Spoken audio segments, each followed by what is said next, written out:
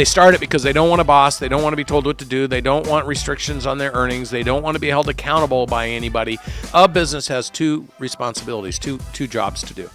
One, to provide the life the courageous founder deserves for starting and investing in the business and taking the risk. The second thing the business is required to do and has a mandate to do is to be a tool, a vehicle, a path for those people who help you build that value to be able to pursue their personal, professional, and financial goals by helping you achieve the stated objective of the business. For anybody who believes the job of a business is to be like a child and my little baby and it's all mine and I get to hold it, those people will always be so small that it's not a business, it's a hobby. So the differentiation between a business and a hobby is what's the intentionality and the purpose and what results are you driving to?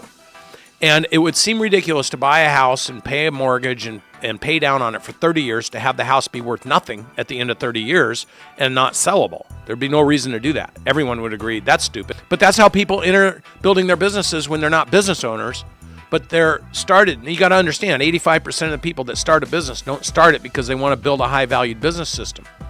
They start it because they don't want a boss. They don't want to be told what to do. They don't want restrictions on their earnings. They don't want to be held accountable by anybody. They want to feel like they're in charge and in control of their life, only to be sitting there with a mediocre, because the average business owner makes $76,000 a year, less than what they can make at his job, and they still have to show up and they still have to do all those things. So they started a business because what they didn't want, which is why what you think is what you say is what you do, and what you do is what you're known for, versus somebody who intentionally starts a business that the intention is to create value for whoever they serve and for the people who help them and for them.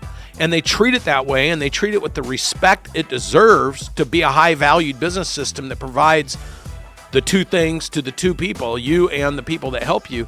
And if you view it as a baby or as it's part of my family or it's a family business, and there's nothing wrong with that, but the point is, I've started 4 companies. None of them ever had my name on them because I knew at some point I'm going to sell all of them. So I'm not in love with the business. I'm in love with the purpose of the business and the intention of the business and the value the business can bring to everyone who engages it. But at some point, my responsibility is to continue to grow and do something bigger in the next iteration. And so I have to know that I'm gonna exit either my roles, responsibilities, or the ownership of the business at some point.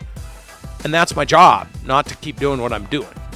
But novice business owners, they don't understand that, and they just settle for kind of, I'm my own boss and I feel good about it, but then they never make any real money.